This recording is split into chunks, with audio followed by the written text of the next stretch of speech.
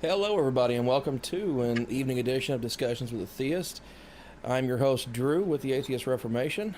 Joining me today, at least in voice, though not in camera, so as to spare everyone uh, any technical difficulties or broadcast delays, anything like that, is Anthony. Anthony, how are you doing today? Doing fine, doing great. Blessed by our Lord God that you don't believe in. Also true. So, a couple of quick announcements. Make sure to follow the Atheist Reformation on Facebook.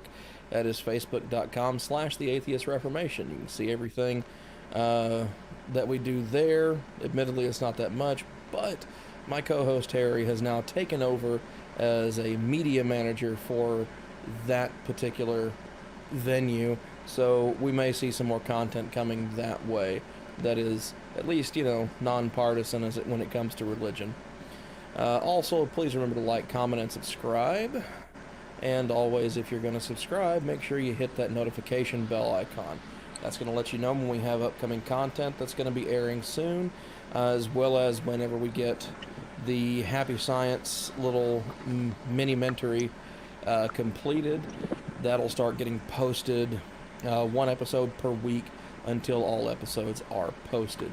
I don't have a specific release date for that yet, as some research is still ongoing, and of course, we've got to go through drafting for scripting and things like that. So it takes a little bit longer to get everything together to make that work the way we need it to.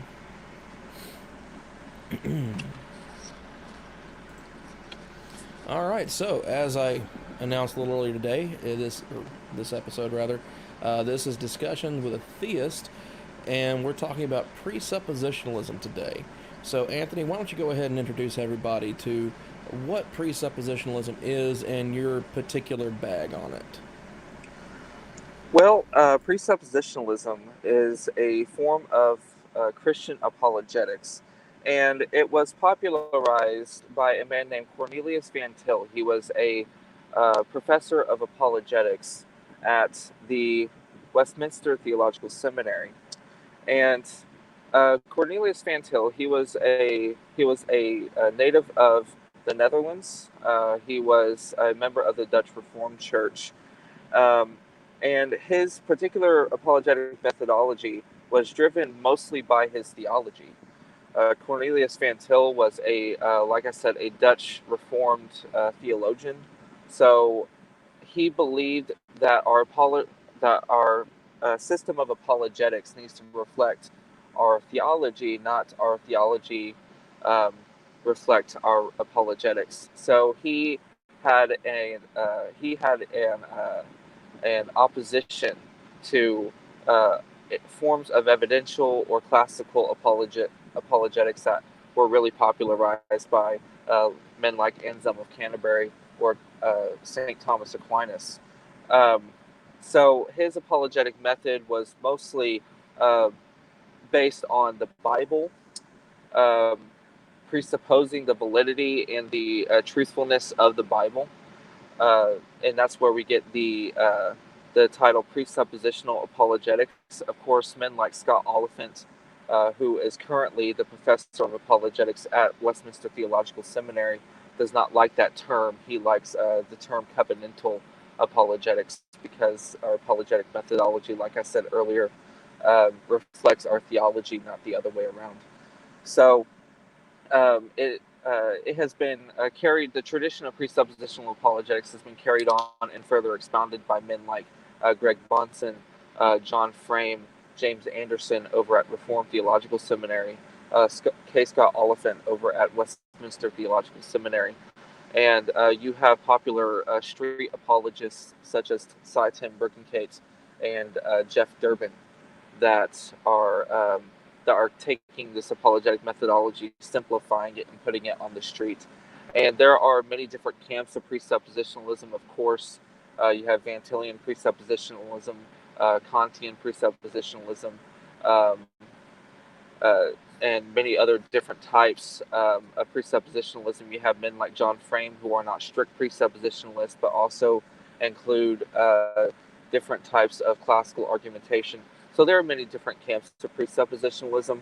I myself fall more under the John Frame style mixed bag presuppositionalism, as in I start with a presuppositional defense and I will eventually introduce evidences and classical arguments as well. I'm not a strict presuppositionalist myself, but there So, are. to interject for a moment, what makes that different from uh, standard presuppositionalism? What makes that different? Because I've heard here and there that it faces some level of criticism from other apologists, other um, apologetic, I'm not going to say groups, but teachers, thinkers, things of that nature, as picking and choosing, basically. Yeah, I mean, I most. personally don't have a problem with it because I pick and choose from different aspects of philosophy as to what I find works and best represents reality. So I'm I, not one to sit here and, call the kettle black, so to speak. Yeah, you have different apologists such as Seitan Berkenkate, which I know that you're very critical of him, and I myself am not as critical of him, but I do take issue with his particular bag of presuppositionalism. He I'm believes that. I'm critical of his I'm critical of his debate behavior, not so much of him as an individual, because I have seen where he's had interactions with um, very outspoken atheists like Shannon Q. She's a YouTuber, and they they talk and they're friendly with each other, and Yes. they're able to put aside the philosophical differences to have just a friendly back and forth on things, even though they'll go at each other like wolves when it comes to discussing religion and other things like that. So, Yeah. again, not so much a criticism of the man, more his behavior on a debate stage. Yeah. Seitan Berkenkate is a strict presuppositionalist. He does not believe in introducing any other type of argumentation. He actually has gone as far as to say that it is a sin against God to introduce evidences and classical arguments into that uh, into that discussion. I disagree with that. Um, as much as I agree with him it is antithetical to our theology to make man the judgment over God. I do not believe that introducing evidences and classical arguments into the discussion after you've laid your presuppositional foundation of where you're coming from and discussing the foundations of where we are even able to have this conversation. After we lay that foundation, I do not mind introducing those things. Well, then you have men like James Anderson or John Frame, or even um, probably the most famous current presuppositional apologist still alive today, James White, who these men do not have an issue with introducing evidences and and classical arguments into their debates. So it just depends, and people can accuse men like me of being uh, uh, uh, cherry pickers of apologetic methodology or arguments or things like that. But honestly, when we're talking about arguments and when we're talking about discussions like what we're having right now, it is not necessarily cherry picking um, arguments. It's forming a discussion around what you think is the best vehicle to get your point across. And if the best vehicle for this discussion is for me to start with presuppositionalism and move into classical or move into evidential, it just depends on who you're talking to. You know, some people I don't go past the presuppositional defense because we have not laid a foundation at that point. And if I cannot lay a foundation presuppositionally with that person, if we can't understand where each other is coming from, there's no reason for me to move the conversation forward. While other men like you, I know in the past I've started the conversation presuppositionally and moved it into a classical evidential discussion, and we're Mm-hmm. able to discuss those things because we're able to come to an understanding of where we're coming from.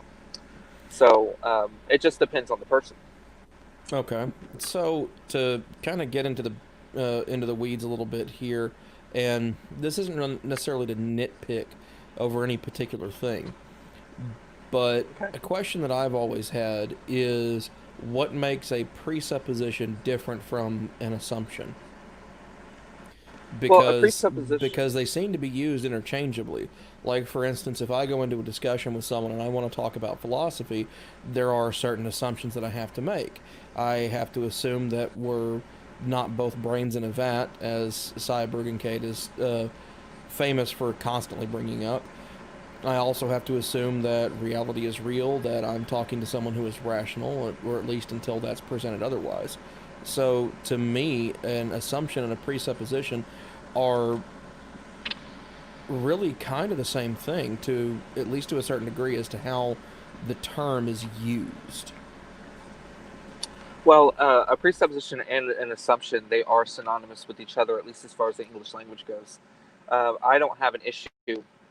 If you want to call my position assumptionism, I don't have an issue with that. I understand um, where where most people are coming from when they make that argument that all I am doing is assuming Mm-hmm. things when I start my argumentation. Um, since Right, my because it's a since lot of the same. It's a lot of the same assumptions that say I have to make.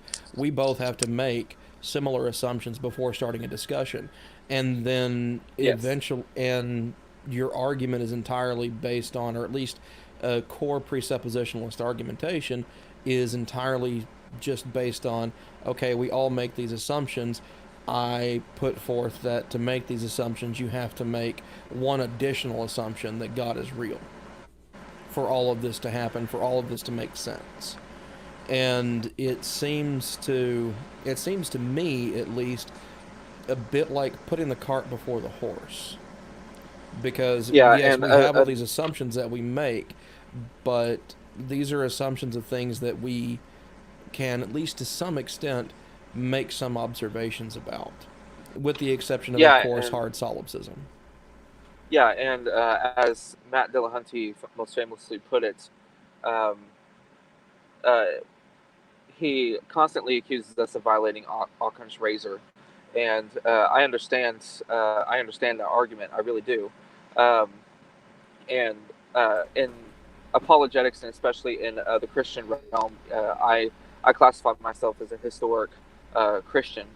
Um, I I believe the things that the church has believed from the beginning of the church 2,000 years ago.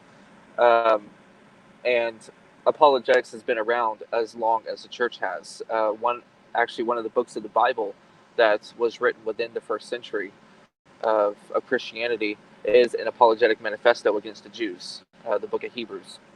So apologetics has been around from at least that long. The church has been dealing with these things uh, as long as it has been around.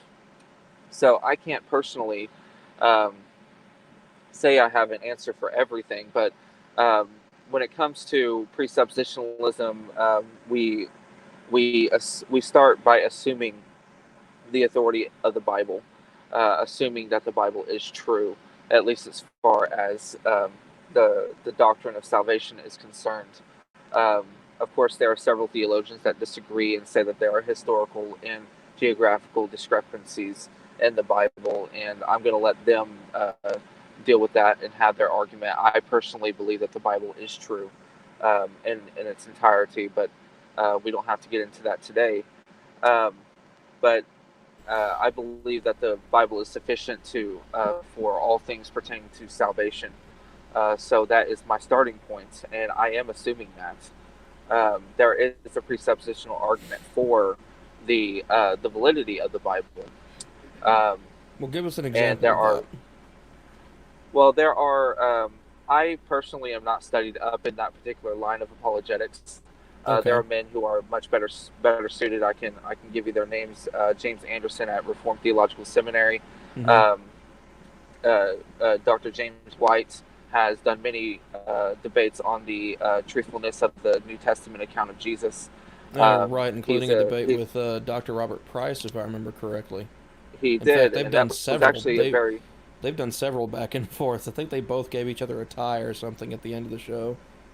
yeah, they've done several programs, and they were good debates, and they were good discussions. So I recommend those to everyone.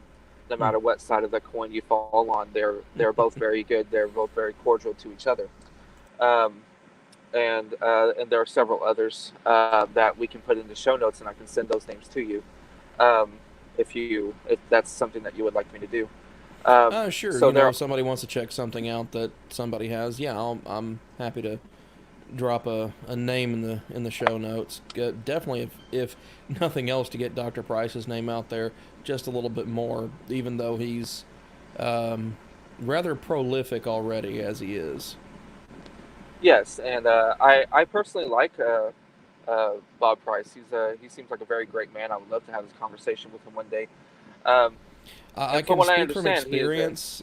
I can speak from experience when I say that the conversation that I had with him when I interviewed him, last year. Yeah, it was last year. It was a fantastic conversation. Had a blast talking with him. We talked everything from comics to God to Lee Strobel. I mean, it was all over the place, but it was a fun conversation. Yeah. So, as far as the Bible is concerned, I will readily admit that we do assume the authority and the truthfulness of the gospel account in the Bible, and that sets us up for being able to defend the Christian worldview. And presuppositionalism is mostly focused on defending the Christian worldview, not defending God per se, but defending our view of the world with God in it. We believe that God can defend himself, but we want to defend the Christian worldview, the Christian way of thinking, the Christian presupposition of the value and eternity of the human soul. For instance, the Christian view of morals and ethics, the Christian view of the imago Dei, the image of God in all individuals, which gives us our value and our worth, not the mere fact that we are human beings, but that we are human beings created in the image of God. These are all assumptions and presuppositions that we carry into the conversation that we want to defend. So, all right. So, having heard all that, having kind of gotten this background, this. I would say probably we're looking at about a 500 to 1,000 foot view of this so far. Yeah, we're right now we're about 50 stories off the ground, and we can go higher than that if you want I'm sure we could. We can go 30,000 feet. No, we're we can go 30,000 feet. I think we're doing good with this 500 foot overview right now, and this is more just to kind of give people a taste of what presuppositionalism is, if they're interested in exploring it, if they're interested in preparing for a debate for either for or against this. So to give people a little bit of a taste of that, of kind of how some of the back and forth goes with that, I'd like to engage in an informal debate type situation with you. Not so much to... Are you challenging me, Thomas Drewski? I've already challenged you. I've already asked and answered the challenge once before on Reason and Theology. And if people want to watch it, they can either watch it on RNT or they can watch it on this channel right here. And yeah, that was a good discussion. Yeah, watch you get that trounced. Was me. Watch you get trounced again. And in my defense, I did make a coherent and cogent argument, but I was sleep deprived. I had been up all night. you did. A graveyard you shift. Did. You were awake for a good period of time, and yeah, you came over to my house. 36 hours straight. Yeah, you came over to my house to do the debate. That was funny. I don't think RNT expected that, in all honesty. Well, you try driving an hour and a half to my place next time. But why? I've got my nice sweet setup right here. I don't have to move at this point close to 200 pounds of gear. Yes, I understand. Well, how do you want this back and forth to go? So I know there's not going to be strict time limits, but no, not strict time limits, and I'm not even trying to get it to where like we're at each other's throats or anything. This is just more to preview arguments and things like that. So I guess since obviously it would be over existence to a degree, you would be assuming the positive, so you of course would go first to present your argument and then hear. And we're not even going to do, we've already introduced ourselves and all that, so let's just get into the thick of it and just do a back and forth on it. Okay. So I guess you want me to give my positive argument for the existence of God? Sure, why not? Okay. Well, as I said before, I'm a historic Protestant Christian. I believe that I come down through the line of Ignatius of Antioch and Augustine of Hippo, Anselm of Canterbury, Thomas Aquinas, down through the great reformers such as Calvin, Luther, Thomas Cranmer, or John Knox, and that line of thinking, which tells us that men are created in the image of God, and because we are created in the image of God, we have our value and our worth. But unfortunately, we fell in our first parents into disobedience against our Creator, and we have sinned, which means that the foolish man says in his heart, "There is no God," and the things of God are foolishness to those who do not believe in God. But I want to first say that I am not anti-scientific. I actually love science. I think that men like Richard Dawkins and Lawrence Krauss and Stephen Hawking are great minds. Despite their atheism, I do believe that they are great minds and have a lot to teach us about the universe. So I'm not anti-scientific. I don't believe that science and religion are antithetical to each other. I believe that they actually complement each other when put together. Science explains the natural realm, and religion explains the supernatural. Of course, we can get into the weeds on exactly which religion is true, which religion is false, and why I believe in the religion I believe in. See, that one I wouldn't even bother getting into the weeds on, and you and I have had this discussion in private in the past, so just in case anyone hasn't quite picked up on it, Anthony and I are friends. We go back a little ways here and there, and he was kind enough to fill in a spot on this show for me when my previous guest, Chris, with Dualos Theology, absolutely no ill will towards the man. He lives in an area that was hit by some really, really bad storms over the past couple of days, and some damage was caused to their property and whatnot, so he was unable to attend. But I am looking forward to having Chris on here sometime in the future, so keep an eye out for that. And who knows, you may even see me on Dualos Theology at some point if he's interested in that. That being said, kind of dispensing with the arguing over or talking about which religion is right, although that would be a logical question to ask. And that's yes, that was my next statement, but I'm not going to do that here today.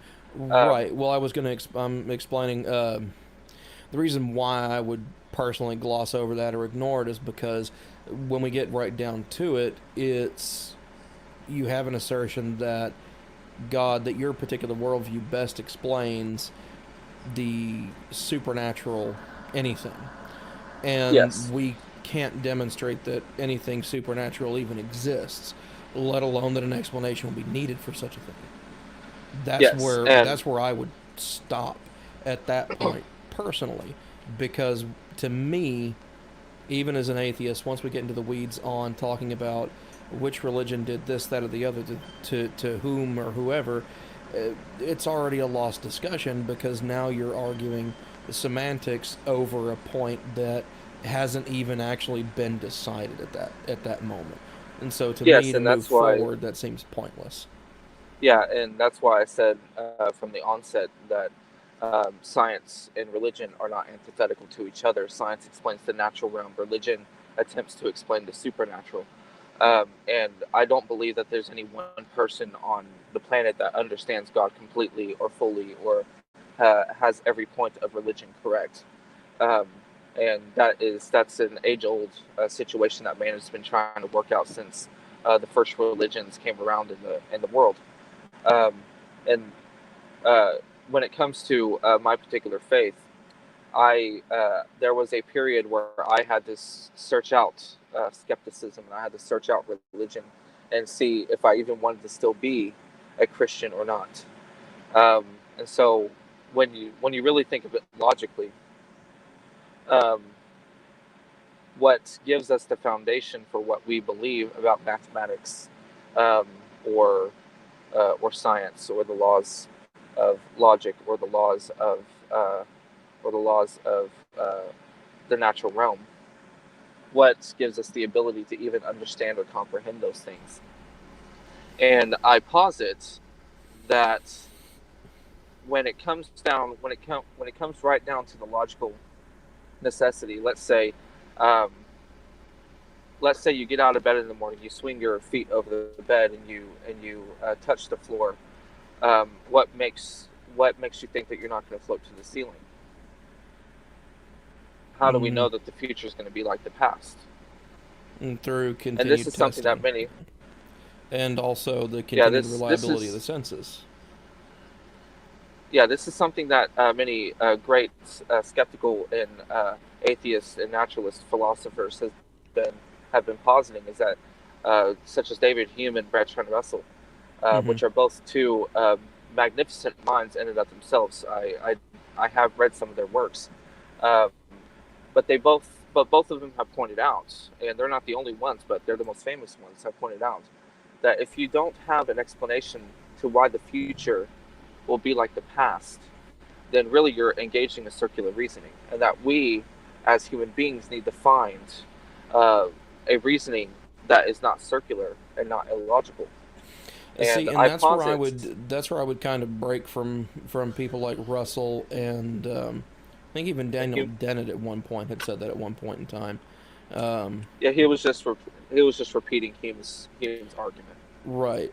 And the reason why I would break from that is when you look at things from a scientific standpoint, it's perfectly okay to admit that you don't know something, you don't have the answer for something right now. Of course. What having these scientific laws, these theories, and things of that nature are to make a prediction. And yes, a prediction based on past data. Right, it's a prediction based on past data. And so that's just it. A prediction is not guaranteed to be true. So unless you somehow develop a method of predicting the future perfectly, or even going so far as to someone having, say, essentially a supernatural ability to see the future, to see things before they happen, in great and excruciating detail, that argumentation to me is rather pointless. Now, well, I haven't finished my argument. True, I'm just saying, it's like in science, we understand that induction is not perfect. We understand that. And so that's why we continue testing and doing things like that. But the reason why we don't use deduction, or we don't use deduction a lot outside of things like philosophy and just pure mathematics, is because it doesn't actually offer us any genuine content about the world, whereas inductive reasoning, inductive exploration does. And well, here's the thing. I'm not saying that we don't have the ability, or that you, as a science-minded individual, or that scientists don't have the ability to make predictions and be accurate in those predictions insofar as their data is correct. I'm not saying that they don't have that ability.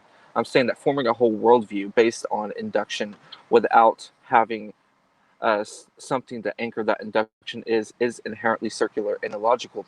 And that is why I cannot be a naturalist. That's why I have to be a supernaturalist, insofar as I believe in a logical, grounded being who is all-knowing, omnipotent, and all-present. So, but the issue there is you still get into circularity, and that circularity is inescapable from either worldview, and so therein lies we make assumptions. No, I'm not saying it's not. Yeah, I'm not saying it's not circular, but here's the difference: is that in science there is no ultimate authority to be rooted. An ultimate authority in philosophy is something that you can ground circularity in to make it logical. In philosophy, that ultimate authority. Hold on.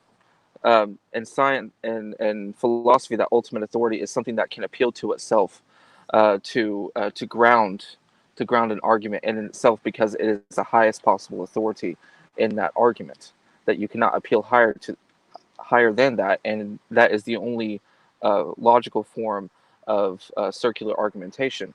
And so in the Christian worldview, that ultimate authority is God, because that is, we call this an argument from the impossibility of the contrary.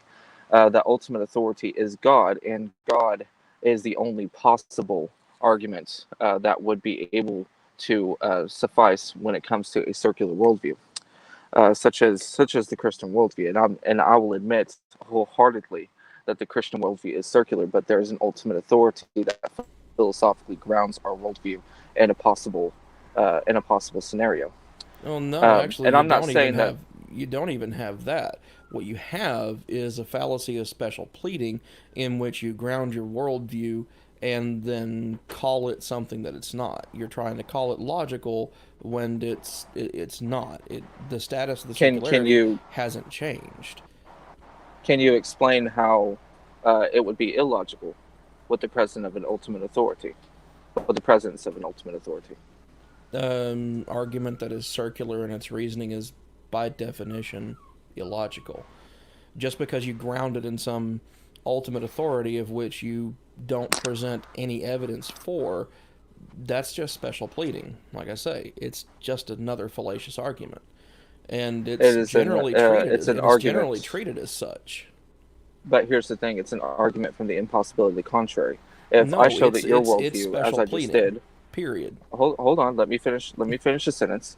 If I show that your worldview is illogical from the start, which I just did, then the only other possible worldview is a worldview in which a God does exist.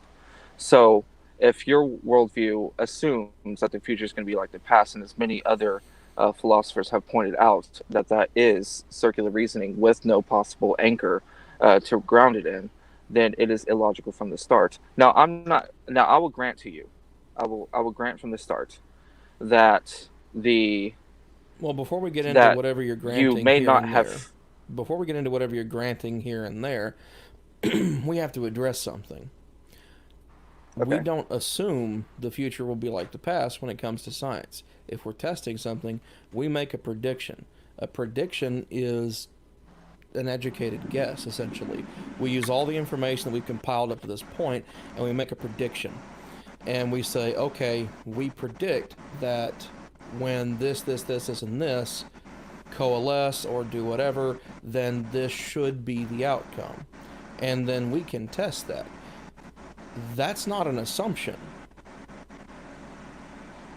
That's a prediction that can now be tested. So effectively, I'm not talking about the scientific method at this point. Well, but no. So when you're talking about assuming, here's the thing: it's the way I see it. When you're saying that I'm making assumptions that the future will be like the past, to me, that's just a red herring. That's an attempt to force an argument upon me, which I do not have, and which I will not share. In that, I predict that tomorrow will be very similar to today. It's very clear what an assumption is. I think you misunderstood. I don't think you misunderstood where I was coming from. We all assume that the future is going to. We all make assumptions that the future will be like the past. That is something that applies to me as well as you. What I'm saying is, except that I don't assume that tomorrow will be like today. I have all this information of past experience. With that, I can formulate a prediction for tomorrow. I predict tomorrow that gravity will be gravity. The sun's going to come up. The earth is still going to keep spinning the way it's spinning, and that I'm going to be here, and then at 6 p.m. tomorrow evening, I'm going to go on air with my co-host Harry and do another episode of the Sunday service here on the Atheist Reformation. Those are all predictions. Whether they come to pass remains to be seen, and won't be known until tomorrow. So I fail to see where I have assumed anything. I've made a prediction based on what I know, the information that I currently have, and then that prediction will be tested tomorrow. So no, I have not made an assumption. Think that you're trying to. I think that what you're doing is you are. Hold on. I think that what you're doing is that you're trying to change. You're making a distinction without a difference at this point. No, I'm not making a distinction without a difference. You're substituting. I do believe that you are substituting the word assumption and prediction. No, I'm That you are not doing that confounding at those two all. terms. No, a prediction is So something that I when you make throw your based on feet information. over, hold on, I have a question here. So when you throw your feet over the side of the bed in the morning, you are not making a prediction at that point. You're doing it without thinking about it. No, That means you are I've assuming already it. made the prediction. At that point, yeah, it's muscle memory. The prediction's been made. Tomorrow So will be similar to today. The test begins at midnight. so do you live every day as if you were in a test tube? No, I don't have to.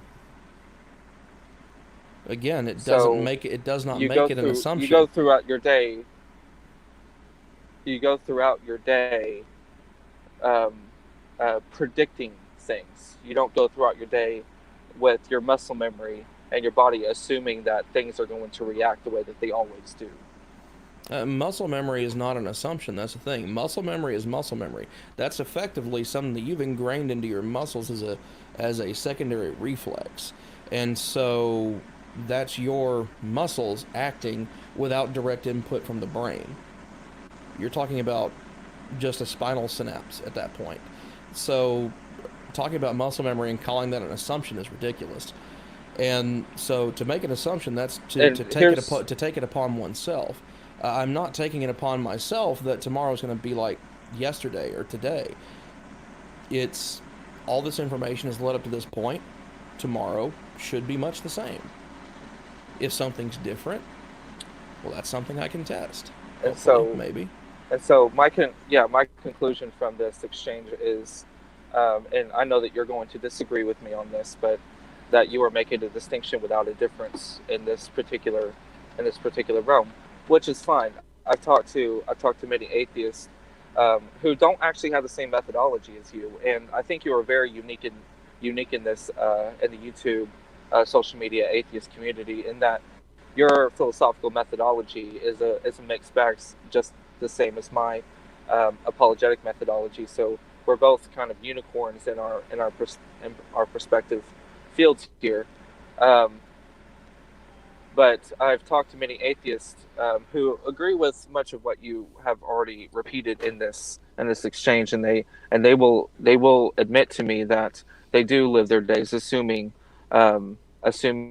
that gravity is going to react the same way that as has always had, that the sun is going to come up, that the moon's going to shine at night, um, that when rain falls from the sky, it is falling down to the earth, that is not falling up, and things along those lines.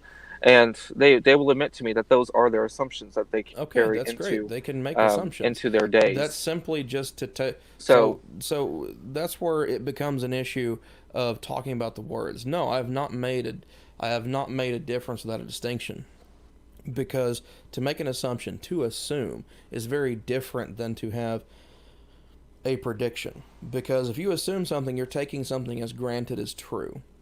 So that's just what it means to assume. But if you're going to predict something is to essentially forecast it like a weatherman, like a meteorologist. But it's especially rooted on things like observation, evidence, analysis, and things of that nature. And So, honestly, it doesn't make any difference. It doesn't make any difference to me whether you predict it or whether you assume it. If we want to make a delineation between those two words, it and doesn't there make any should be a difference to delineation me between those two which word. words, very much so, because one is based in Yeah, and having I'm not hard saying there evidence to shouldn't be. back it. I'm not saying there is. I'm saying the way that you used it there, it didn't seem like there was a distinction without a difference. I know the difference between the two words, but if we want to delineate that for the purposes of this conversation, it doesn't really make any difference to me personally. Your predictions are based on past data, and your assumptions are based on past experience. So either way, you're dealing with the past, and as Bertrand Russell and David Hume and Daniel Dennett which you pointed out that Daniel didn't make this point. I'm going to assume that that is correct. I do believe I remember him saying something along those lines as well. It may have just been him quoting as Hume, those three so men have that pointed couldn't out. be entirely out of context. I'll make that clear. Yeah, I believe that. I believe that it was. I believe that he was making a point from Hume. That as those three men have pointed out, or at least Hume and Russell have, that if you appeal to the past to justify the future, then you are engaging in illogical circular reasoning, and that philosophy, especially naturalistic philosophy, needs to find a way out of that. Otherwise, the worldview that he held was going to be held in contempt. So, but there's no demonstration and this is a problem of that that philosophers have been dealing with for a long time.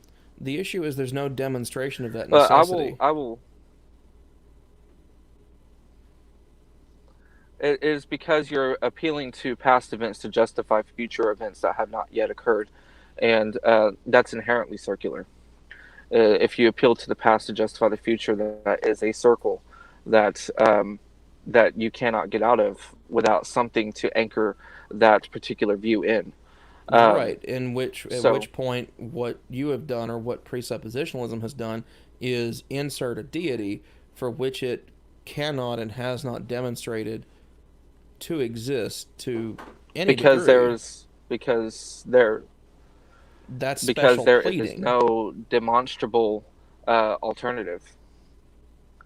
There's no demonstrable alternative. That's why it's an argument from the impossibility of the contrary. There's no demonstrable alternative.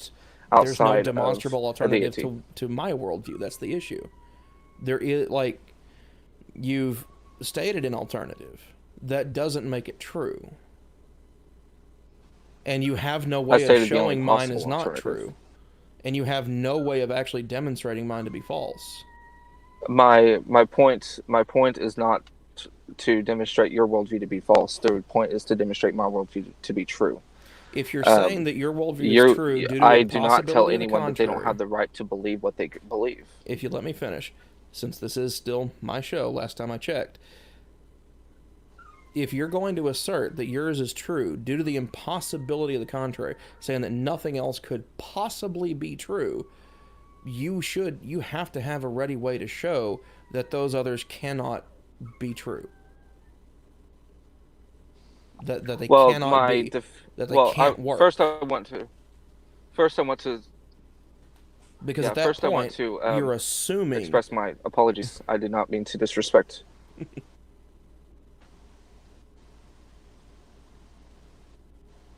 Yeah. All right. So. Okay, I'm just making sure that you're done. You're done speaking. Done. I want to express my apologies. I did not mean to disrespect you on your show. You know that I have great respect for you as a person. Secondly, my point in showing that your worldview is false is that what I just pointed out, the illogical circularity of naturalism, is that whether you're assuming or predicting, you're still basing your assumptions or predictions on past events, and therefore this circularity is illogical, and I think that many naturalists have pointed that out. So therefore, based on logical necessity, your worldview cannot be true. So then we have to go into the other possibilities. What worldview can be true? And the only possibility that is left is the Christian worldview. So that's my argument, and I know that. But herein there lies another problem, though. You have to already engage in the circularity of my worldview to insert your deity as part of the argument. That's what makes it special pleading. That's what makes it no better. It doesn't actually answer the question. It doesn't change anything. You still have to jump into that circle and before you can insert the deity as part of the argument. You have to have already done these things before doing that. That's what renders it special pleading. That's what makes your argument absolutely no different from mine, aside from that insertion.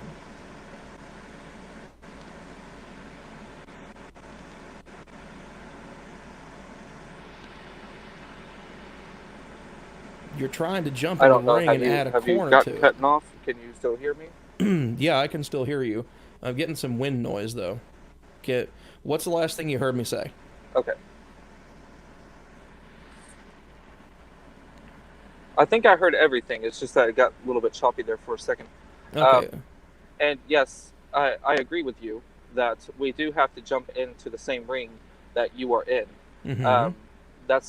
We step into the naturalist worldview, and to test it. So we put on my naturalist atheistic hat, and I look inside the ring that you are sitting in, with all your books and your smoker's pipe and your smoking jacket, sitting in I don't your have a fancy smoking red jacket. chair.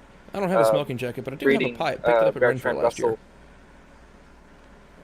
You need to get one. They're very comfortable. But I step into your worldview, and I look around, and I see whether it is logical or not, and I personally have determined that it is not. And Well, see, that's still the issue, though. I think you've misunderstood me again. To even make your argument that God is that necessity, that God provides that anchor point, you have to already engage in my circular worldview, with which to try and add what you think is a corner, but all it is on the edge of the ring, and you've just increased the size of the circle. You haven't actually anchored anything in doing so. You've just made an assertion for which you offer no proof, or for which you offer no evidence. Excuse me. Proof is mathematics. Well, here's the problem, and this is why this argument, this debate will constantly be going on until one of us is proven wrong in the future, whether it be you or whether it be me. Mm-hmm. And here's the issue, is that if we try to prove God with science, that is impossible. It is impossible to prove God with science, because you're trying to prove the supernatural with the natural. Science explains the natural realm; it does not explain the supernatural. There's always going to be a naturalistic explanation for everything that happens in the natural realm. So, for what reason do we even need the supernatural?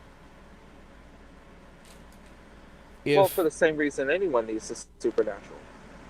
The same reason that I believe we need the supernatural, or anyone. There are several reasons that can be given by several different people, and I think it is even. I think there have been many atheists that have even admitted that the supernatural is something that is necessary. That religion is something that is necessary to day-to-day life. It wasn't until recently that skeptics have admitted that religion should not be allowed to play, or should not logically play any role in society. But there are skeptics such as Jordan Peterson and others who have admitted that religion is a valuable part of the human condition that we need to maintain. And just they give because various, Jordan Peterson doesn't mean I. it. But see, that's the thing. That's an appeal to authority that doesn't really matter, because I'm not appealing to any authority. I'm saying that there have been skeptics that have admitted that religion has played a valuable part in the human experience, and I have my own reasons why I think religion is necessary, and I have supernatural reasons and naturalistic reasons for that. Okay, but herein lies the rub. There. So herein lies the rub. Yes. I have no problem saying that religion in and of itself shaped human development. It had a hand in it. It's a sociocultural phenomenon. When you have that many adherents to a particular belief system, it's going to change how society forms, how culture forms, everything from technology to warfare to everything in between, even to the propagation of the species itself. However, that does not demonstrate that the supernatural exists. That just means that we have, in our ignorance in the past, sought explanations for things we observe, could not find an explanation for it initially, and thus ascribed it to something supernatural. So again, that doesn't demonstrate a necessity that that doesn't demonstrate a necessity that a supernatural has to exist, nor does that even get anywhere close to showing that anything supernatural does exist. Well, I was assuming that we weren't talking about the necessity of the supernatural, but the necessity of the belief of the supernatural. Um, and if that was my misunderstanding, then I do apologize for that. It's all right. It happens sometimes. We've said that we've had a couple of signal issues here and there, so it's to be expected that there's a wire crossed every once in a while. I believe that the supernatural is necessary because without it, nothing would exist anyways. But that is a personal belief that I personally hold. Not everyone agrees with me on that particular point. I believe in evolution. I believe that the Earth is over 4 billion years old. So I don't negate science in the process. When we talk about science and when we talk about the supernatural, these are two things that many people say, well, I either have to believe in science or believe in the supernatural, and I don't see that as being necessary. I don't see us having to put one off to believe in the other.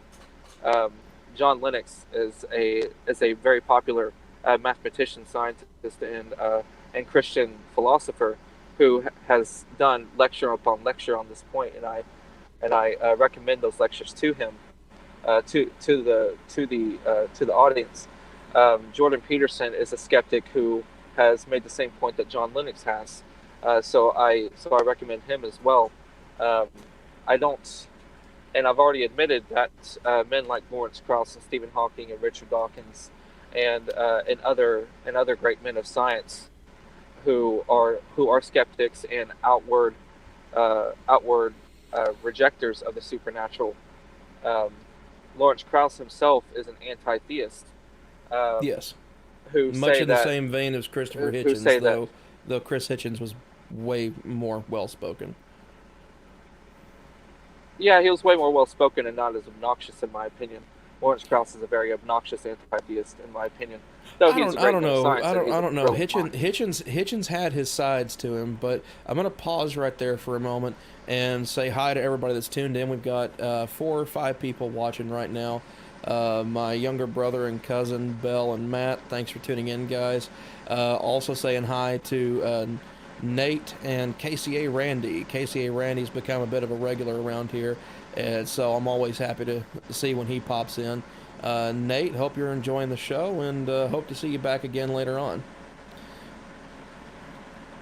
So, all right, well, back to it. Sorry about that. No, that's fine. So there are great men of science who believe in a God and or believe in the necessity of believing in God. Okay. And then there are great men of science who are who believe that science and religion are antithetical to each other, and you can only believe in science and not religion, or one or the other. And I just don't see that as even necessary. Of course, me and you are both critical thinkers, and I believe in God and you don't, but we both believe that science is necessary, and we both accept those things that have been definitively proven by science. So I don't see where the contention is, honestly. So the contention tends to be, when it comes to religion as a whole, tends to be with fundamentalist outlooks, and that's what I see the most of. But to avoid getting into the weeds on that one, since obviously you're not a fundamentalist, and so we're not even going to get into that bag of tricks right now. But what I will say is something that I've been consistently seeing across the board as time has gone on, as I've talked to more and more people who are theistically minded, and also on the show with the Reason and Theology crew, is that there is a fundamental difference in how we look at things and how we go about understanding reality. Yes, and we call that a worldview.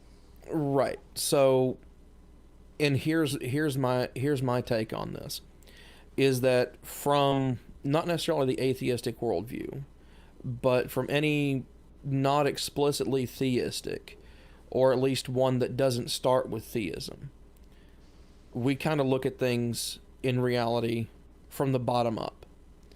We start with what we can observe, and we work our way out from there. Yes. What we find in that process is simply what we find in that process. Hopefully, what we Okay. find helps us grow, yada yada, all that fun stuff.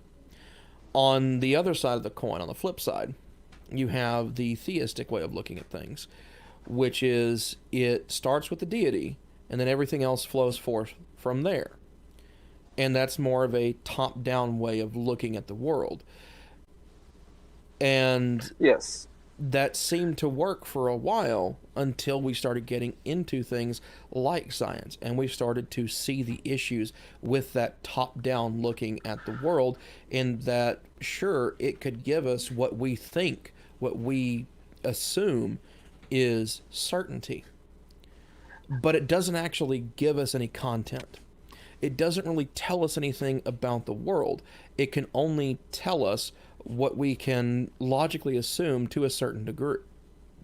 Logically assume as being certain. On the other hand, with that bottom up, no, you're never going to have certainty. You're never going to have 100% certainty. It's not possible when you're looking at things from an inductive mindset. But what it does give you genuine, workable content, genuine information about reality, about the world around us, that we can use to make better predictions, to make better technology, to become what some of us would argue over, a better people or a better species, stronger at least. And what we're referring to here is theocentric versus anthropocentric points of view. Like you said, anthropocentricity is looking at things from the bottom up, and theocentric is looking at things from the top down, or God down to everything else, because as Christianity believes, God created everything, so therefore reality starts in God and then it works its way back down. And I honestly have not come into any issues scientifically, or I have not had any issues, looking at men such as um, No, I'm not talking about you specifically when I say that. I'm talking no, about the religious mindset as a whole, the God down view of the world. We see this time and time again, and it's been consistent throughout human history. yeah, And and it's still I'm not. pervasive today. Yes, and I'm not arguing with you on that. There are times where the theocentricity of a particular people, such as the Pope in Galileo's day, um, and things like and men like that, their theocentricity was poisonous to the advancement of the human condition, and I'm not challenging you on that at all. Um, what I am challenging is the idea that theocentricity is toxic all of the time, and I don't believe that it is. I'm There not are going to men. go so far as to say that theocentricity is toxic all the time. What I will say is it is the least reliable method to learn anything about our universe. That's something I will say. Another thing I will say is that it is more likely than not to be toxic than to not be toxic. And I can point to the entirety of human history as as a veritable Mount Everest of evidence in support of that statement. And I would have to disagree with you on that. There are great men of science, like John Lennox, and I know that he's mostly known today for his philosophical input more so than his scientific input. But I don't know if you've ever read any of his scientific work, his mathematical work, but it is top notch. And he is a theocentrist, and as far as the term can be used, um, probably more theocentristic than any other philosopher or scientist of his day, and his work has not suffered because of it. And there are many other examples of that in history and in our modern day. No, So I would but have I to. can turn that right around and start talking about things in which it has suffered, even today. One can look at a man by the name of Andrew Snelling. Well, He you're going to wrote. have to fill me in on those gaps because I Okay, have not heard of that. right. Go ahead. So you have Andrew Snelling. Okay. He submits a paper that does get published that talks about dating methods and things like that. He's a geologist, and and it works. His geology paper works, but then he turns right around and strips all that information out, rewrites it from a young Earth creationist perspective, and then submits it to, it was either Answers in Genesis or Institution for Creation Research. It was one of the two organizations. And so he spends most of his life becoming a geologist and then starts turning around trying to refute his own work. The same thing with Dr. Jason Lisle. He's a physicist, an astrophysicist, and he did some great work in physics, at least at the start of his career, and then started working for, I think he is ICR, or he may be Discovery Institute. I'm not entirely certain on that one. I'll have to He is the Institute for Biblical Creationism, I believe. Okay, IBC. There's so many of those floating around nowadays, it's hard to remember who's associated with which, because they bounce around and interchange each other's work all the time. Work, in quotations, obviously. And then he starts talking about how, the speed of light, talking about the one-way speed of light, and how by assuming it's a one-way speed of light, that gets us to a young universe, a 6,000-year-old universe that we live in. And he's not done a whole hell of a lot since. We want to take a little bit further step back. Okay, we can look at Sir Isaac Newton, co-creator of calculus, wrote Principia, gave us the Newtonian aspect of gravity, the Newtonian assumptions about gravity. And yet when he becomes a, for lack of a better term, born-again Christian, he starts getting into alchemy and becomes an accountant and slowly loses his mind until he dies, not accomplishing really anything with his life after that conversion. And so so that's where we go back to my original statement of, okay, that's fine. You can point to people who who may philosophically have this theocentric worldview, but when they go to do science, when they go to do things like that, they have to assume that anthropocentric worldview to even do that. And so that doesn't really defend it. But still, you're talking about individual people in that. I'm talking about looking at the entirety of human history and saying that it is more likely than not to be the case that religiosity will be toxic to scientific exploration because of its inherent assumptions and because of its inherent way of looking at the world. Okay, well, historically, the Christian church, at least, has been a friend of science. The modern day scientific. Not all the time. Not a lot of the time. I'm not saying that.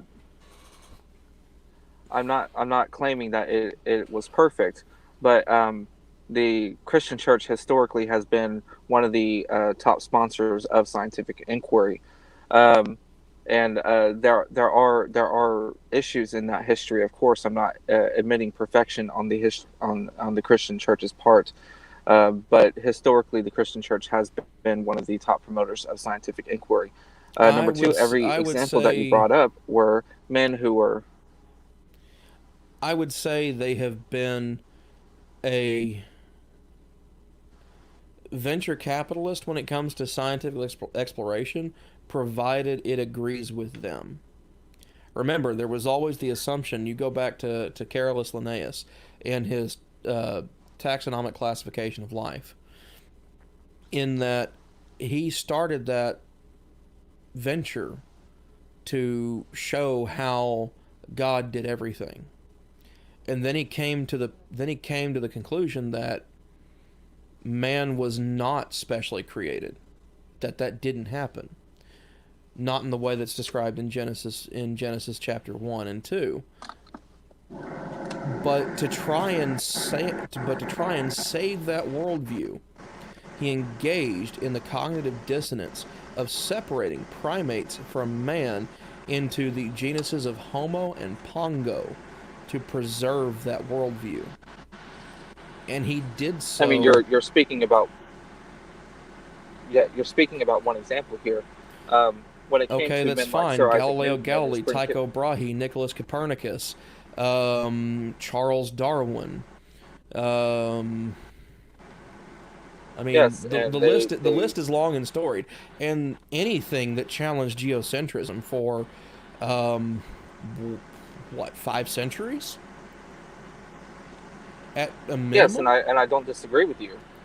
I don't disagree with you. That's why I'm Christianity. So Christianity is no saint. Haha, funny.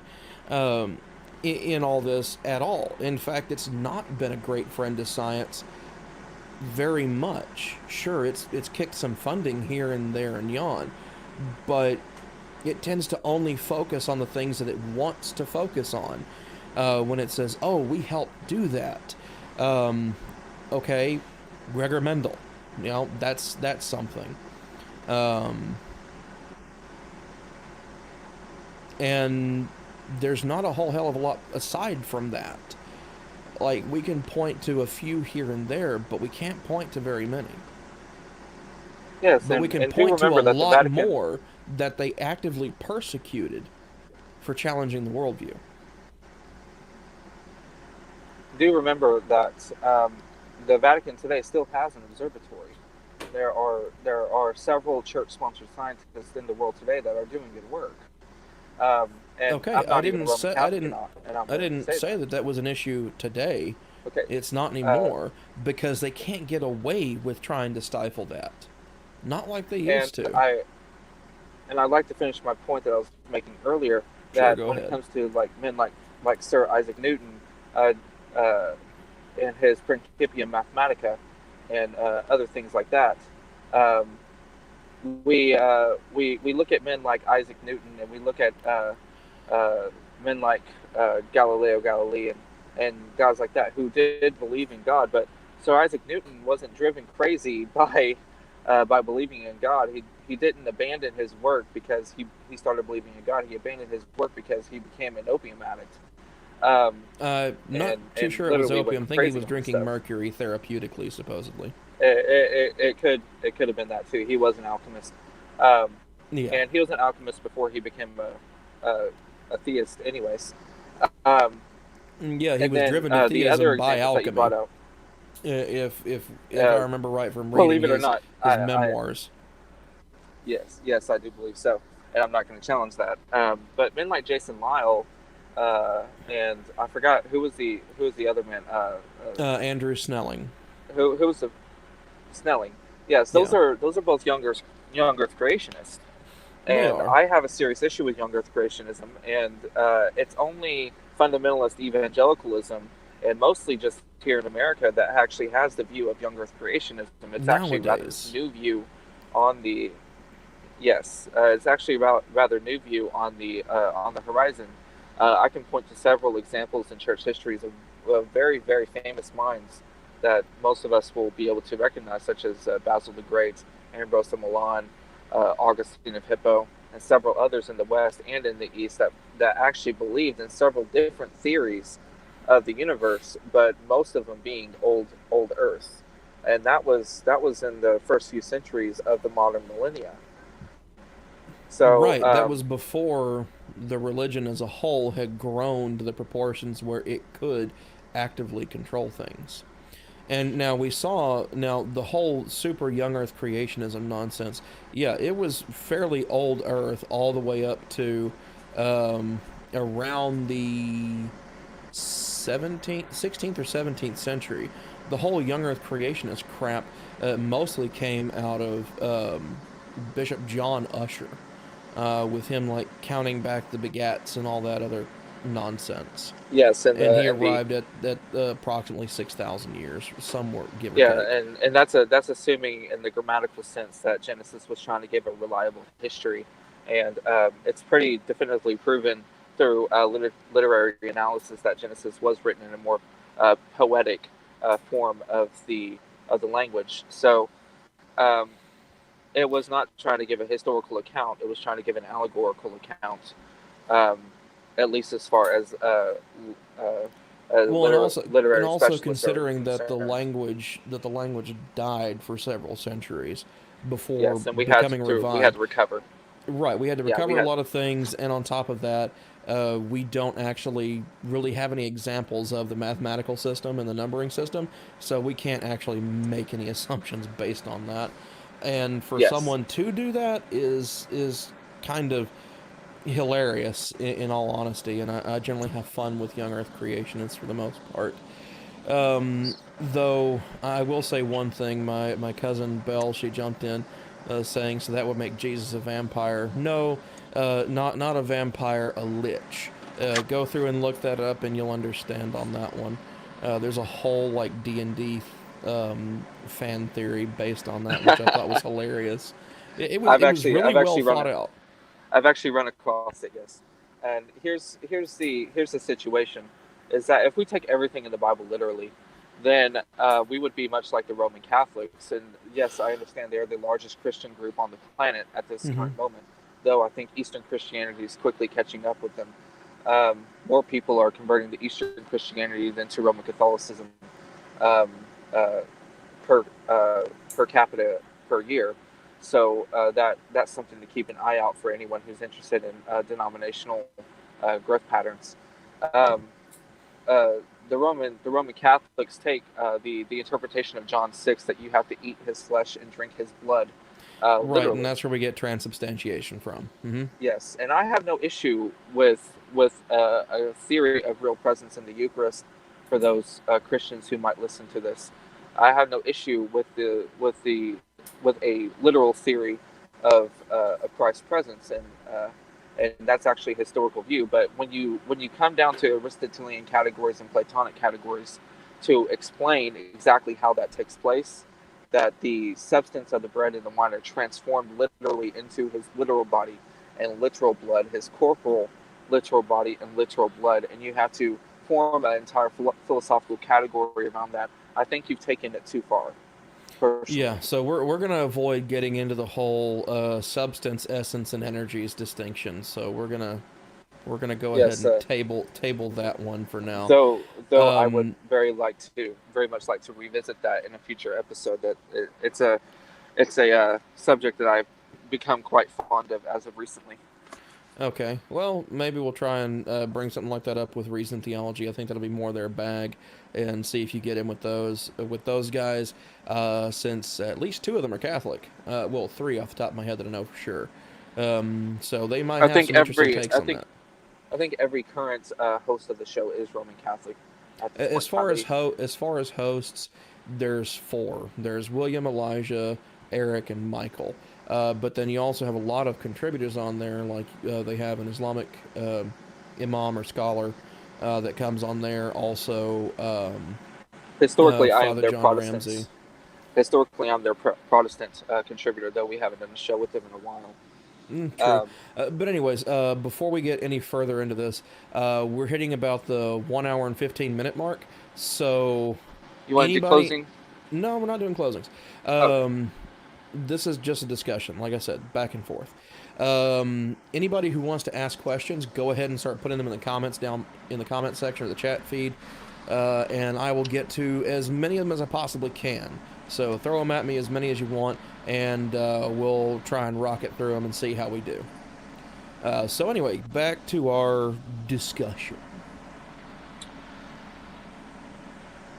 Well, and here's a rub for me when it comes to literal interpretations of the Bible. Mm-hmm. I don't have an issue with literal interpretations or grammatical historical interpretations or things like that. I have some really serious issues with literal interpretations of the Bible, especially when you start talking about things like a global flood, a dude somehow surviving in the belly of a fish for 3 days. Figure the biology out on that one. Insofar as it takes into account the literary analysis and the genre that book could have possibly contained, I don't believe that Jonah survived in the belly of the fish for 3 days. That is. I would say he wouldn't survive in the belly of any animal for any amount of time.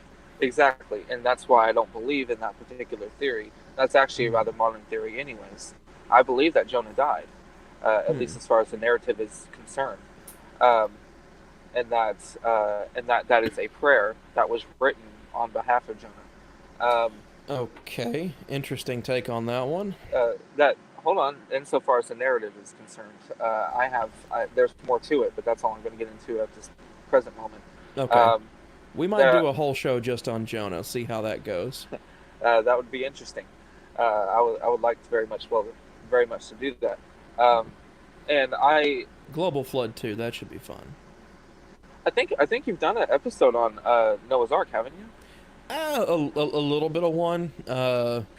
Yeah. If I remember correctly, there was some portion of an episode that was given quite extensively to the discussion of whether the Ark was a boat or a ship or Grandpa's fishing vessel.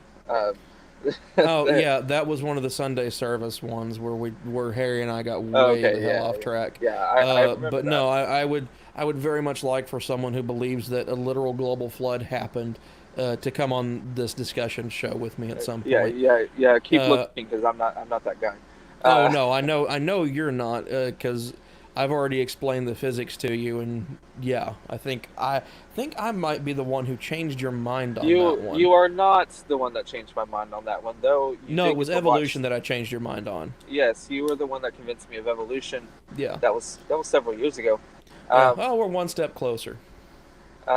But it was not you that changed my mind on the global flood phenomenon. Okay. I attribute that to myself. Though our discussions did help me think more critically about the issue. Well, at least there's that. For those of you who don't know, when me and Thomas met, I was an evangelical fundamentalist, and I have slowly worked over the years to the current position that I am. Back then, I was a Baptist, and now I am something. Not really sure what I am now. Or to give the sexier, more entertaining description, ever since he met me, I've been slowly corrupting him, and gradually and slowly but surely moving him further and further away from religious extremism and more towards the light of reason and logic. That's one take on it from one perspective, but I subscribe to a multi. Hey, this is YouTube. It's got to be entertaining, man. I subscribe to a multi-perspectivalism version of presuppositional apologetics. So there are several different perspectives which you can observe a different, each and different gem when it comes to these things. It's like a diamond. You have to turn it to really understand its beauty. But when it comes to Christianity and apologetics as a whole, I encourage anyone to really just do their research. Don't just take one view, or don't just listen to one view. There are several different views. I remember when I was younger, I used to listen to debates by men like William Lane Craig, or Tabash, or many others, and I was actually scared. I was scared to listen to the opening statements of the skeptic, because I didn't want to be persuaded otherwise. And that was my ignorance, not understanding that you can have differing views and actually get along, and both views can actually make sense on certain points, and they can actually challenge each other. That you don't necessarily have to live in fear of having your presuppositions challenged. Many people are scared of change, and I think that's the main reason why they don't do their research, or don't do accurate research. I think that has a great deal to do with it as well. And also, I think for a lot of people, and this goes for all worldviews, all walks of life, atheists, theists, and everything in between, there's comfort in ignorance. Yes, and I agree with that statement. But one thing I will say that I will always bring up, and it's something that I take very close to heart when I engage in discussions like these. And that is a quote that is attributed to Aristotle, and that it is a mark of an educated and healthy mind to be someone who can entertain the thought of someone else's argument without subscribing to it. Obviously, I'm paraphrasing. It's not a direct quote. Yes, and I agree. There is a certain level of intellectual astuteness to being able to stand in someone else's shoes for a period of time, to be able to study exactly what it is that they believe, or to study where they're coming from, to take on someone else's presuppositions as to better understand exactly what their argument is and what the conclusion could be to their argument. And I try to practice that as a human being. In all walks. I am a married person, so sometimes when my wife is yelling at me, I have to slow down for a second, try not to get angry, and really understand where she's coming from, and start yelling at myself internally to see if what she is saying makes sense. But like most men, I have selective hearing, so when I go down that rabbit trail, I sometimes miss part of her argument, and I really don't understand in the first place. So that's just speaking from experience there. Um, but honestly, I may be one of the few men that actually has a legitimate medical reason for not hearing everything certain people say. well, most of us, we just call it selective hearing. You can prescribe to any medical definition you want No, to. like I actually have from playing in band. I actually have moderate high tone deafness. So there are like certain things that once they reach a certain pitch or register, I actually can't hear. Like if a baby starts shrieking and it gets to a certain pitch, I can't hear it. I can look at the kid. I can see that it's like wailing at the top of its lungs, turning themselves blue in the face, and I legitimately cannot hear it. Same goes with certain people, and the higher the pitch of their voice, the less I'm actually able to hear them. Yeah, I actually have a partial deafness in my left ear Yeah. from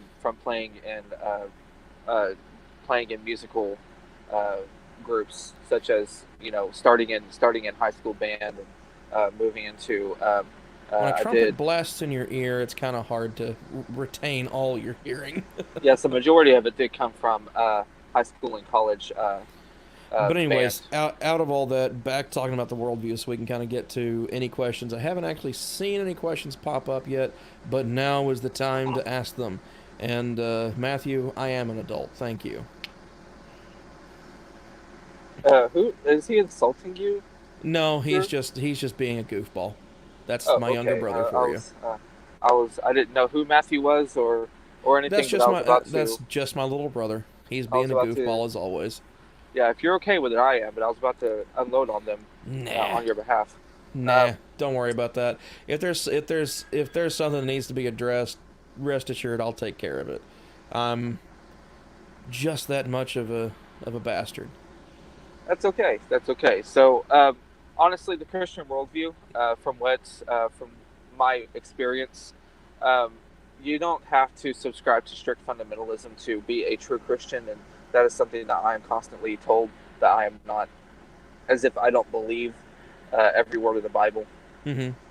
as if I don't subscribe to a historic understanding of the church or of salvation. Um, Well, I mean, and but see, here's the thing that most people don't seem to understand, and that there are other even more absurd things that are in the Bible that if you were to take them as literal truth, as literal fact, you would be one of the most hilarious, stark raving lunatics the world has ever seen. Like, and for many people, the litmus test of true Christianity is whether you believe in a young Earth. Um, yeah, for a lot of people nowadays, like even eschewing young Earth and a global flood, which I'm not expecting everybody to have an understanding of physics to understand how that is quite literally an Armageddon scenario on its own, but also instances such as you would believe that bats are birds and that the Earth is flat.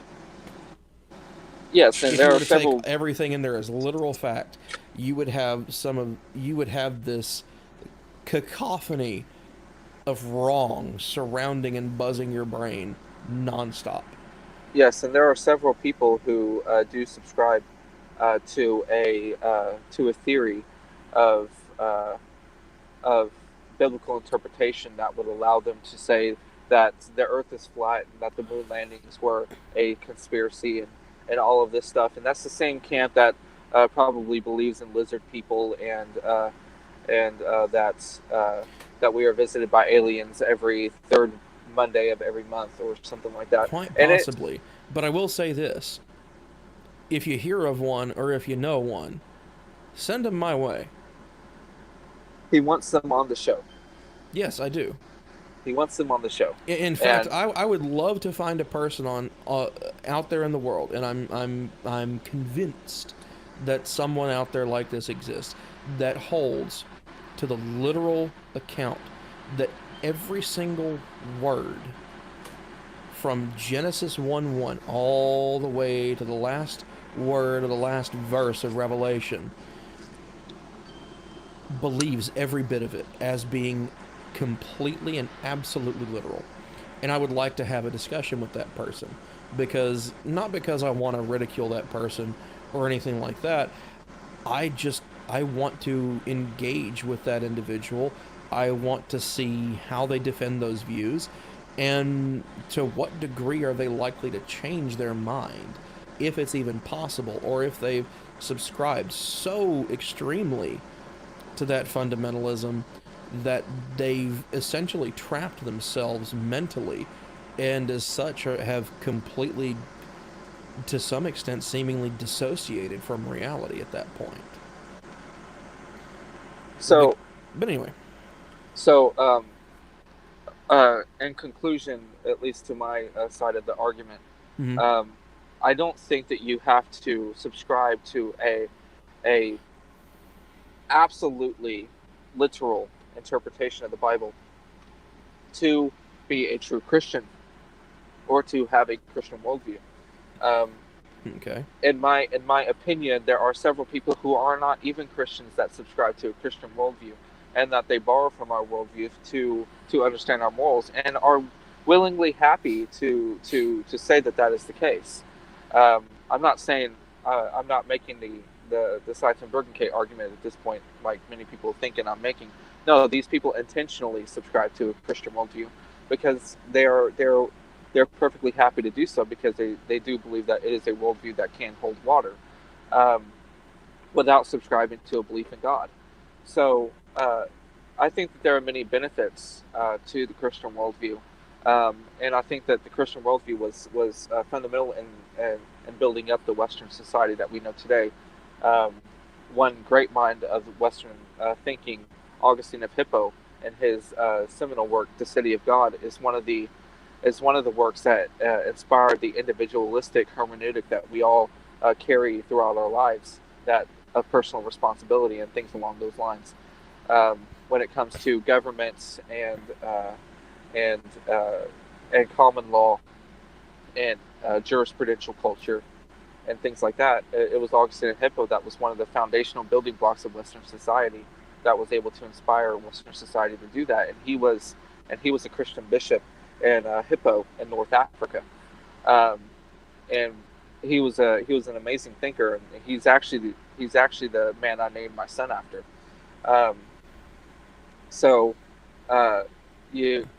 A Christian society and the Christian worldview has helped build Western society the way that it is today. It's not the only thing that built it, but it is one of the foundational building blocks of Western society and Western thinking. And I think that we need to give it a little bit more critical thought and analysis before we just eschew it and say that it's evil. So I wouldn't even go so far as to say that it's evil or anything of that nature. And I hate to cut you off. I know you're a rather verbose individual at times, but we are getting close to that hour and a half mark, so I'm going to go ahead and say what I'm going to say about the whole thing, and then go through. If there's any questions, please post them in the chat below, or to the side of the video, depending on where you're watching YouTube at, and we'll get to those as much as we can, and then we'll go ahead and close everything out. So in my response to all that, I'm not saying that that religion has not shaped the world we're in today. I'm not even saying that it's been an entirely bad thing, an entirely bad experience on the world, although I would say it is largely bad. That being said, much like in science, we use something until it is no longer useful, until it no longer has predictive capability, until it no longer has like I said, a certain usefulness to the exploration of our universe as a whole. Religion, to me, has outlived its usefulness. That's not to say that a person who believes in God is like persona non grata, evil, bad, whatever. It's to say that religion as a whole, the practice of religion, has, to me, outlived its usefulness, outside of being perhaps a therapeutic mechanism for some people, and that's fine. That being said, looking back on presuppositionalism, it's an inescapable circular argument. There's no change in it, and it's simply just special pleading to insert the deity, because you already have to jump into the rationality that we all share to even do that. And that's what makes it a fallacy of special pleading. We can talk more about that in another installment of presuppositionalism, and I would like to do that at some point. So we'll see how that goes. Also, going through the chat, let's see if I find any particular questions tonight. Looks like we just have one so far, and it comes from KCA Randy. What kind of music? Heavy? Well, as far as the moderate high range deafness for me, primarily just band, marching band and concert band in high school. That being said, yeah, I guess I'll go ahead and say it. I have a band on the side. We're currently writing some music, writing some songs, and seeing how that all plays out and seeing how that goes. So if there's ever when there's something worthwhile to announce about that, sure, I'll make an announcement on the show. And if people want to go start listening to some of that music, feel free to. So Randy, thanks for your question. Appreciate you tuning in today. Anthony, anything you want to send the people off with before we start closing down the show? I'll just repeat the last point that I make. Sure. That I made. Do your research. Yes. Listen to Christian apologists and listen to professional and semi-professional skeptics. YouTube is a great stomping ground for many street apologists and professional apologists, as well as skeptics such as Sam Harris, the late Richard Dawkins.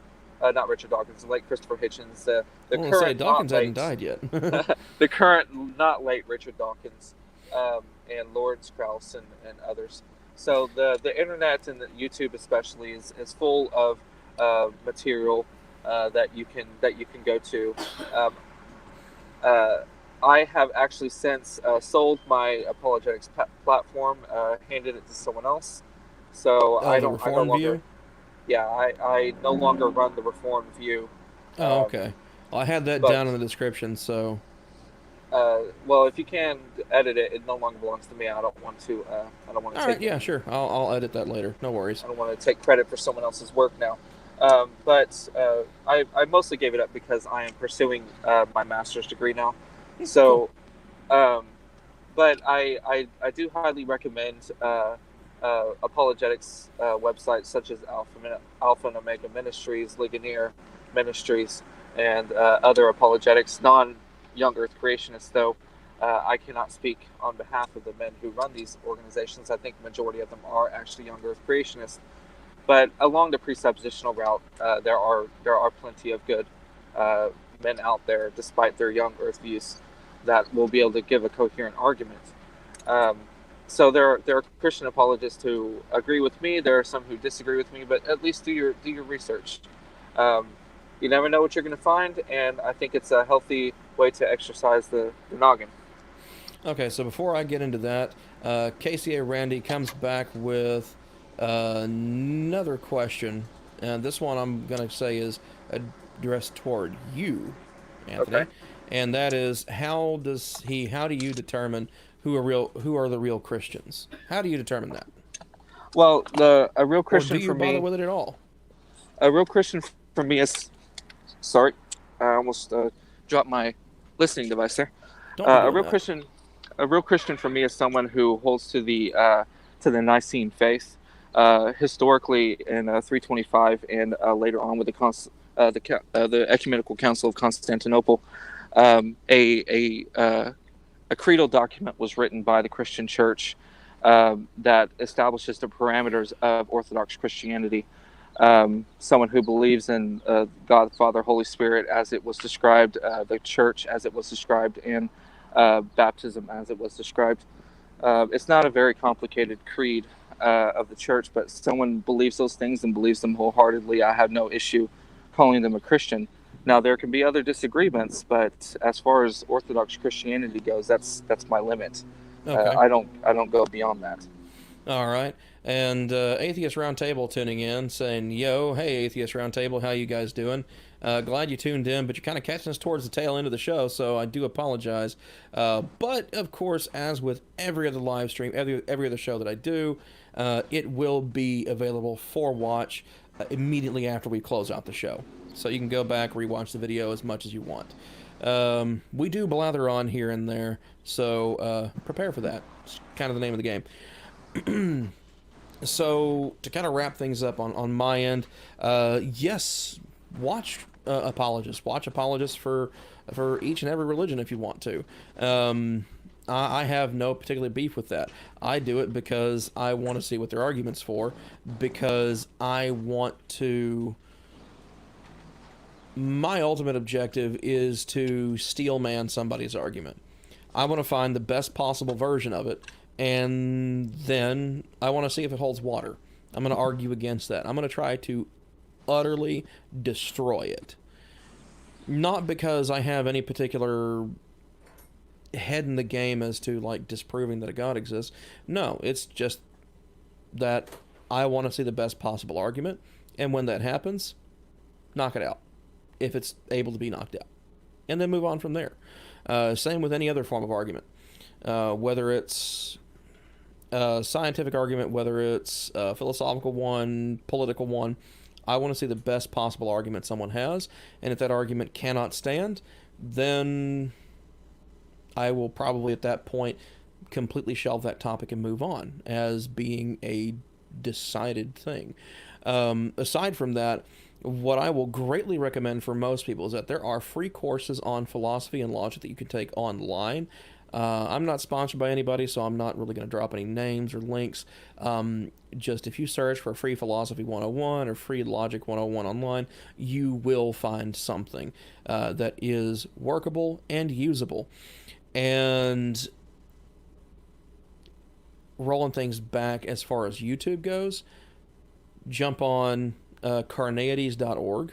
That one I will name drop because I do watch a lot of his content, and it is always a good way to refresh on certain aspects of different philosophies and different epistemologies before going on a show with somebody and having a discussion. It's a fantastic resource, a very, I'm not going to say not apolitical, but he doesn't choose a side. He just presents it and moves on from there. Very clinical, very just educational mindset, and I like that. As far as KCA Randy goes, band name, sure, it's called Echo Furnace. I'll describe it more in detail later if somebody wants to on a different show. But aside from that, I appreciate everybody for tuning in this evening, all three of you that are left. But I look forward to seeing you all on the next show of Discussion with a Theist. And also remember, tomorrow night or evening at 6 p.m. Central, we'll be having another Sunday service with Harry on there. So feel free to tune in and watch that and see what we go over. Aside from that, check out whatever Anthony has going on whenever he decides to start doing stuff in the YouTube sphere again or on Facebook Live. He's done that before in the past. And see what he's got going on.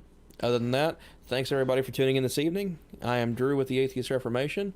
Y'all have a wonderful evening. Blessings and peace.